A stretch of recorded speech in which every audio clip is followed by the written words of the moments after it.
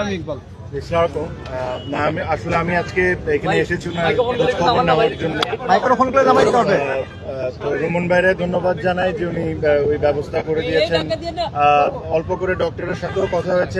আমারই একটা মেসেজই থাকবে সবার কাছে যে এই জিনিসটাকে আমরা কেউই পলিটিক্যালি ভাবে না দেখে আমরা সবাই জানি যে উনি দেশের জন্য কত কিছুই করেছেন। উনি এখন অসুস্থ। আমি এটাই আশা করব আর রিকোয়েস্ট করব সবাইকে যে জিনিসটাকে পলিটিক্যালি ভাবে না দেখে সবাই ওনার জন্য দোয়া করুন যেন উনি তাড়াতাড়ি সুস্থ হয়ে যান।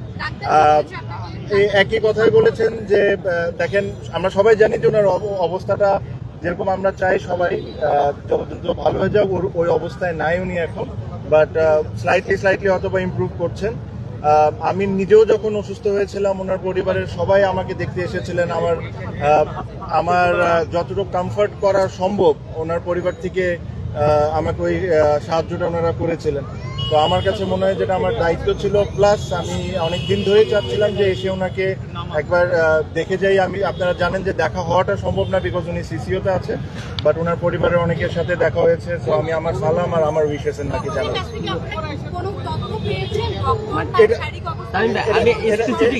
আমি একটা প্রশ্নটা করি, সবাই বলতেছে স্থিতিশীল অপরিবর্তিত, মানে স্থিতিশীলতা আসলে কোন পর্যায়ে? এটা আমার চেয়ে ভালো মিল্লাত ভাই বলতে পারবেন, কারণ উনিও ছিলেন ডক্টরের সাথে। তো মিল্লাত ভাই আপনি একটু যদি বলেন। আমি এখন পর্যন্ত ম্যাডাম প্রথম দিন যে অবস্থায় ছিলেন তার চেয়ে ডেভেলপ করেছেন ইনশাআল্লাহ, এবং সেই ডেভেলপমেন্টের পর থেকে এখন পর্যন্ত ওই অবস্থায় আছেন, স্থিতিশীলতা ওই পর্যন্ত। আবার প্রথম দিন যে খারাপ অবস্থা ছিল তার থেকে বেটার হয়েছে। বেটার অবস্থাটা স্থিতিশীল অবস্থায়, এই বেটার থেকে আর নিচেও নামছে না, অপরিবর্তিত অবস্থায় আছে। বেটার হচ্ছে না এবং উনি কথা বলতে পারছেন বা মুখে খাবার নিতে পারছেন না, মুখে খাবার দিচ্ছেন কিনা এটা ডাক্তার বলতে পারবেন। উনি নিচ্ছেন না, উনি এখনো সিসিতে আছেন এবং নিবিড় পর্যবেক্ষণে আছেন।